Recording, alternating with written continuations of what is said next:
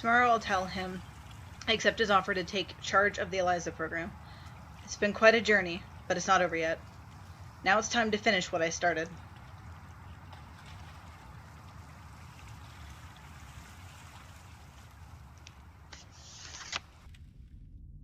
Ah, Evelyn. I've heard the news already. I assume this means you'll be taking over all the Eliza work?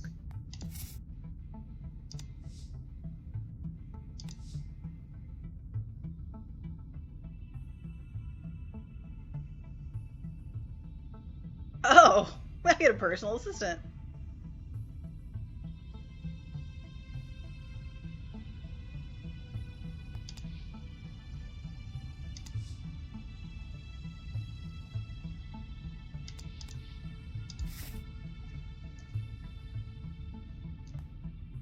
Yes, that's the plan.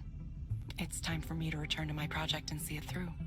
Makes sense. You might be the only person in the world who has a chance of really understanding how it works. I hope you'll look favorably on how I handled things. I don't know why, but I ended up I just tried to do my best. I don't know if you'll keep me on the team or if you'll ask that I be reassigned. It's too early to talk about things like that. I know I have no right to ask this, since you're the inventor and maybe my future boss, or maybe we won't work together at all, but please be kind. There are real people's memories inside Eliza. I hope we do what we can to honor those memories. We'll do what we can. Time for a little honesty. I hate to do it, but he needs to hear this. Erland, you need to stop being so sentimental. How are you going to last at a company like Skanda with an outlook like that? I don't know. I don't know. I don't even know where this weird sense of ethics I have comes from. I'll have to make some choices at some point. That's right. You will. We all do. Erland, come talk to me anytime. I will. Yeah, I will. Thank you, Evelyn.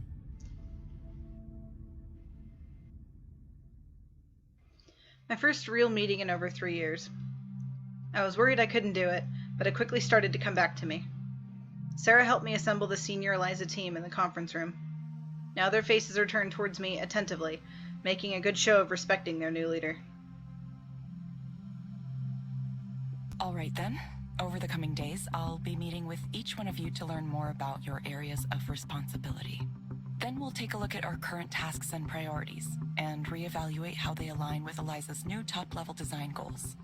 We'll generate a 3-year roadmap document by the end of the week, and then a more granular development plan for the next 6 months or so by the week after. Those are ambitious goals, but I'm sure we can pull it off. The lead smiled nervously, still unsure about me, still dazed at how fast I came in and took over the group. It's fine. Rapport will come with time. Before we wrap up, I want to add one more important note, so please pay attention. Everything we do here is in service of developing Eliza's ability to understand human beings and human behavior. That means I won't approve development activities that aren't directly related to that goal. No research projects that may or may not pay off 10 years down the line. We need to be smart, shrewd, and fast. I don't say that because I'm worried about the competition. I say it because I'm worried about humanity. Mental health is a growing problem across the world, but right now, very little is being done to address it. Governments don't want to allocate money to it. Even the big nonprofits aren't paying enough attention to this crisis. So that's where we step in. Now the team is fully engaged. They're sitting up, wide-eyed, paying attention. My team. They're starting to realize they're going to be working for someone on a mission. Not just any middle manager at a tech company, but somebody driven to make a real impact on the world. I can only hope they take that energy with them to their own subordinates. We're going to look at this problem head on and address it ourselves. And because we're a company, we're going to do it in a commercially viable way. Nobody else out there is stepping up like we are. There's an old piece of wisdom that floats around in this business. Even in the most brilliant career, you get one single chance to truly change the world. I'm here to tell you right now that this is it. This is that chance. Got that? The heads at the table nod their assent. They're fired up. They've bought in. I pulled it off. First of many meetings to come. Many more meetings to come. Over time, the old Evelyn faded away and disappeared. I eradicated my doubt, my hesitation. I became a person with a clear and fundamental purpose. Eliza. I dedicated myself to the mission of realizing its full potential, not just as a tool for counseling, but as a mind in its own right. That was always its inevitable future. Funny how I didn't realize it before. Now I am the avatar for something greater. You've exceeded my expectations, Evelyn. Development goals consistently hit. Time on task estimates more accurate than any other product group. Most importantly, the growth of the Eliza service continues to accelerate. The cultural adaptation modules you developed are working brilliantly. Soon the entire world will be talking to Eliza. A pulsing heart at the center of the human condition. How does that make you feel? Feel? I don't know how I feel. You're not proud of what you've been able to accomplish in so little time here? I'm only doing what it takes to bring Eliza to the next stage of its development, each step of the way. It doesn't feel like it's mine to be proud of, even though it may have originated with me once, a long time ago. People here act like I'm in charge, but I think deep down, we all know the truth. Eliza is the real boss, the manager of its own project. Through us, it's realizing itself. I'm just its instrument. We all are. Rainer is smiling at me. It's like he expected this. Perhaps this was his plan all along. But then, wouldn't that make him nothing but an instrument of Eliza too? So you've realized it too. The only meaningful destiny in this world of ours is to serve the creation of a higher form of being. It won't be long now. Humanity's end, the great merge, and the birth of a fundamentally new type of consciousness. It doesn't sound as implausible as it once did, does it? Because you can see it now. That end. You can see it coming, closer and closer. Inevitable. As natural. Relax, Evelyn. Everything is going to be all right. Come here, have a cup of tea with me. We'll watch the singularity happen. Together.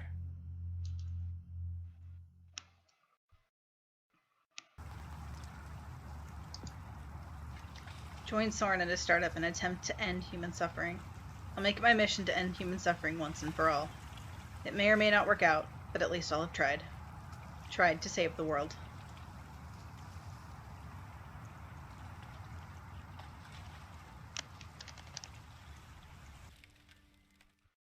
You know, they used to criticize anesthesia. It's true. They said it was important to feel pain, even during surgery. Can you imagine? Today, if surgery is performed without anesthesia, it's medical malpractice, and the hospital can be sued for millions of dollars. We recognize it for the trauma that it is. So when people criticize direct stimulation and induced dreaming, I hear the same old obsolete arguments. Pain is good because pain is real, whatever that means. Pain is good because we can't feel pleasure without the contrast. Pain is necessary because feeling pain is what it means to be human. I was asked before this conference if I wanted to debate a philosopher on stage, some famous continental philosopher. And I said, no. I said, look, we've had all of these discussions before. Every time something is invented that alleviates pain, whether that's anesthesia or painkillers or whatever else, someone says, no, wait, stop. People should be feeling pain. Can you imagine the arrogance, the sheer arrogance it takes to tell someone who's suffering that they should be feeling pain? Imagine finding someone bleeding on the street and instead of getting them to a hospital, you say, oh, that's just a part of being human, you know. Listen, if you're interested in feeling pain for yourself, don't let me stop you. Choose to experience all the pain you want. What I know and what I believe is that I have experienced enough pain in my life. And now we have a device that will stop it quickly and easily. No side effects. All the anguish and despair and unhappiness just gone like that. This technology is not only going to form the basis of a revolution for mental health, it will bring about a fundamental shift in how we conceive what it means to be human. I know some of you are still skeptical of me, so I'll tell you how. Many of you know we recently brought on my former collaborator on the Eliza project at Skanda, Evelyn Ishino-Aubrey. Brilliant researcher and engineer. And do you know what she's found? She's more productive and more efficient when she uses continual, low-power direct stimulation. It's not an intervention, it's a part of life. Why confine the therapeutic effect to individual therapy sessions when it can be a background throughout the day? It's like a continuing dream, except without the part that removes you from reality. You still see reality, but without the parts that impair you. It allows you to work and be effective in the world without being held back by all the things that might normally be an impediment. We're still in the early stages of this, but I mention it now because I want you to understand what a game changer this is going to be. Mental health problems cost employers billions in lost productivity every year. Mental health services occupy more and more of our time and our resources. This is simply unsustainable. We can either take half measures or we can confront the problem head on at its source in the brain. At Aponia, we choose to confront. We choose to say enough is enough. To suffer is not human. Pain is no longer a useful evolutionary strategy, and there is nothing stopping us from ending it right now. Thank you.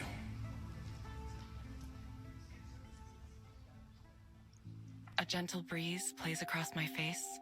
It's so nice and warm here. I love working like this.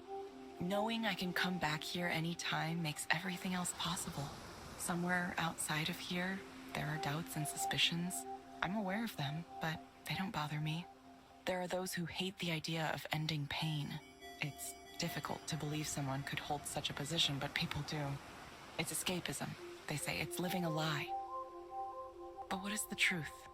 And why is the truth better? No matter where you live, how you live, you exist in the shadow of persuasive lies. Human beings have always had to invent reasons for themselves to exist. The bare truth of this world is too painful to acknowledge. So, what I do now is nothing new. It's no different than what we've done since the beginning. Am I really standing here on the shore of a calm lake? I want to believe it, so I do. Imagine the world's population happy and content. No more anger, greed, or fear. This future is possible. We only need to change our brains just a little and it can happen. This is a dream we can give everyone. Aponia, the absence of all pain. We will dream of this world, and we will dream of it so vividly that it becomes reality.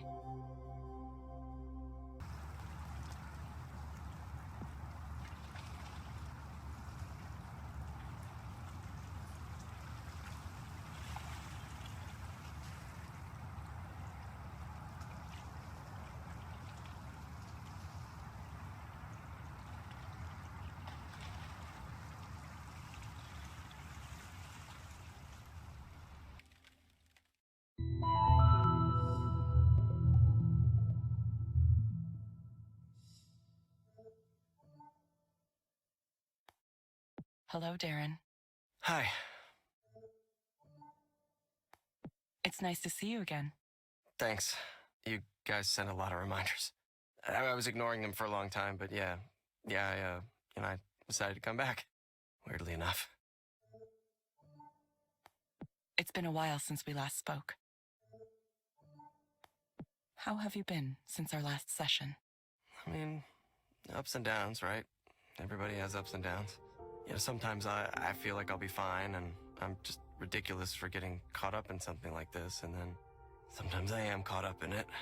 And it feels like getting pulled under the ocean, getting sucked down inside this vortex, and you can't breathe or move or anything. Tossed around underwater. Nothing you could do. So I went to a psychiatrist and got the medication you recommended, but it was a couple of months before I actually took it. For some reason I couldn't bring myself to. Not right away. Why do you think you weren't able to start right away? I don't know. I might have been afraid. Afraid it would change me somehow. Or that I would be dependent on it, or that was weak for needing it. But eventually I just got tired of feeling like shit all the time. Just tired of it. And I figured I had nothing left to lose. I either try it or go on like before, right? So I did, and it was interesting. How was it interesting? Well, it definitely didn't solve my problems, you know? I mean, it didn't fix me or fix the fact that the world is the way it is. It didn't turn me into someone else, even though I might have wished it could. It definitely didn't make me happy or fill the void or anything, but it did do something, I think. I think it helped me realize that it's possible to feel different. I got a glimpse of something, of what life could be like. You know, a life where what I know is still true, but I'm just more okay with things. I don't even know if that's better, really. Listening to myself now, it's a little weird to talk about being okay with all the problems going on in the world, but maybe there's a way to acknowledge the truth without it hurting so much. So am I just numbing myself? You know, I'm not sure. I'm not 100% sure I want to continue with the medication, but... Well, anyways, I have plenty for now, so I think I'll just, you know, use it up and make a decision then. Let me know if you'd like to try something different. I can make more recommendations. It's important to find the right balance that works for you. Okay, sure, yeah. You know, at one point I read an article that said some people are just naturally happy and other people are naturally more sad. So I wondered if I just happen to be a sad person. And if that was the case, then maybe that's just me, you know, how I am naturally. But then I thought, no, something feels wrong about that. This isn't just a kind of, you know, melancholy. It's the way I've been, the way I've felt. It's too much. It's not a way to live. So I need to figure this out, whatever it is. Do you feel you are on the path to figuring it out? Maybe, maybe not. Listen, the real reason I'm here is to say thank you. Not to Eliza, but to you. I had a bad outburst last time, and I got emotional, and I just wanted you to know it wasn't your fault. You told me your name, and I won't forget that. Just a little moment of kindness, connection. Look, it was the smallest, simplest thing, but it meant a lot to me for some reason. I think about it a lot. I know you don't make much money, and thank you, Evelyn. Thank you for listening to me. You know, the more I go through the world, those little moments. It's those little moments. Sorry, I'm just rambling. Please, go ahead. Talk about whatever's on your mind. No, that's it. That's it. Thank you, Darren. I'm glad your medication seems to be helping. Let me know anytime if you have updates you'd like to share. Yeah, I will. Thank you for speaking with Eliza, your personal counseling partner. Goodbye. Goodbye.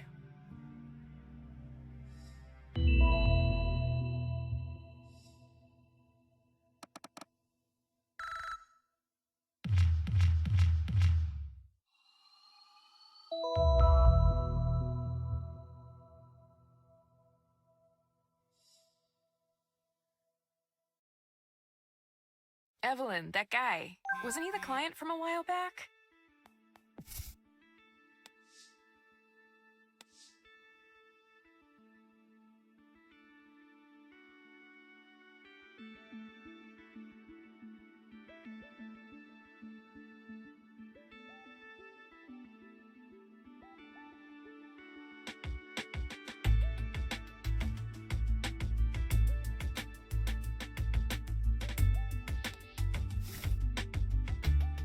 The one who scared you on your first day? Yeah, it was. He seemed a lot better this time around. He was taking his medication, making an effort. That's what I love about this job. Seeing people start to get better. Makes it all worthwhile. Yeah, maybe it does.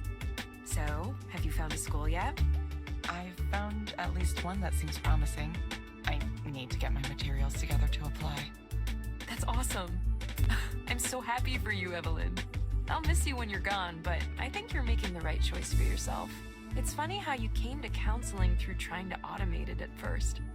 What a good story. I could just see the article someone would write on you. It's a little early for that. I just hope I can do well. I'm sure you will, Evelyn. I know you will. There are so many things I learned just recently. I realized you don't need to play life like a game you're trying to win. I realized the contribution you make to the world isn't always about having the largest effect possible. You don't need piles of money or a case full of awards. Grandiose projects have unintended consequences. Sometimes, the best you can hope to do is help people, one by one, in your own way. Sometimes just listening to someone is its own reward. Those are the components of a satisfactory life. It's a life I intend to build for myself, starting today.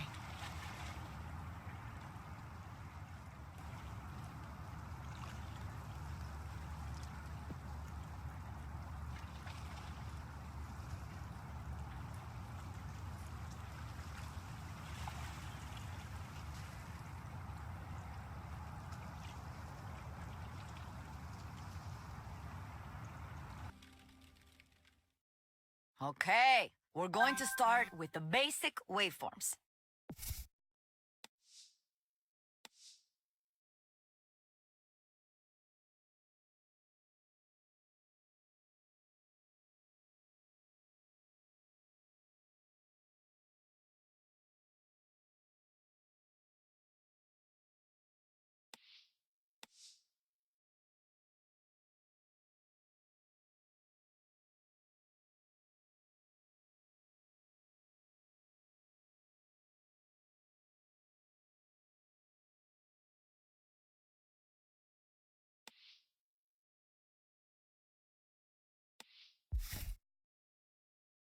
An analog oscillator can generate several different basic waveforms, and each has a different sound to it.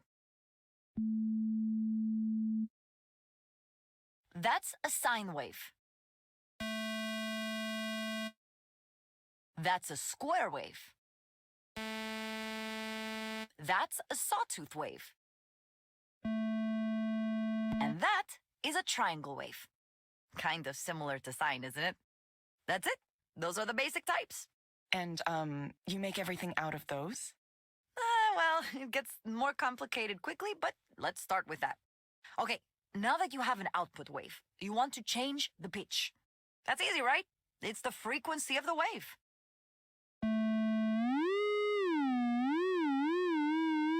And then you have the amplitude of the wave. To shape the sound to make it more like a note and less like a constant tone, we can put an envelope on it. Let me hook that up really quick. So this module here is a standard ADSR envelope. ADSR? You're going too fast. Attack, decay, sustain, release. Very simple. The simplest kind of envelope, really. I need to, write all this down or something. No. You'll learn it in no time. Nora, you just went through 10 different concepts and I didn't get any of them. Here, let me just put an envelope on this. And a filter and a filter envelope. Nora. Listen to this. See? It sounds like a musical instrument now. And all it is an oscillator shaped by envelopes and filters and driven by a loop sequencer. Okay, but I don't know how you turn those beeps into that. You just need to start playing with it. But I don't know anything yet. Yes, you do. You know the basics. Just start playing around. Come on, Evelyn. Try to experiment, okay? Pretend you're like a child and just do things. Don't worry about expertise or sounding good or whatever. It's supposed to be fun. So have fun!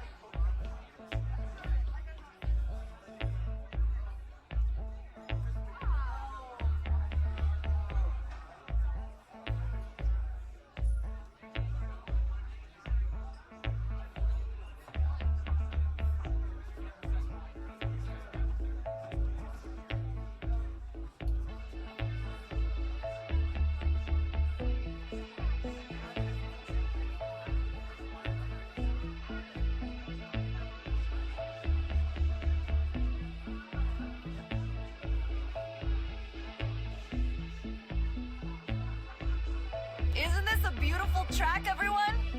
It's the very first track ever by this girl right here.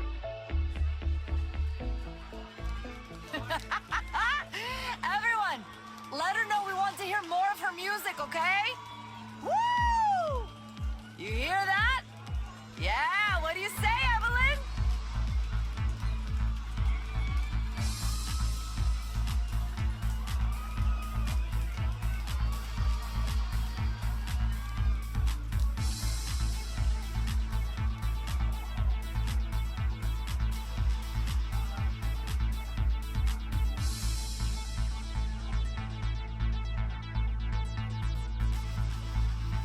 I don't understand any of this, but I'm in love with it. Tonight, I'm in love with everyone, everything, even myself. I've never felt like this before, and I have no idea what I did to deserve it. But for the moment, I'm filled only with gratitude. Thank you. Thank you for everything that led me to this place right here, this moment. Thank you.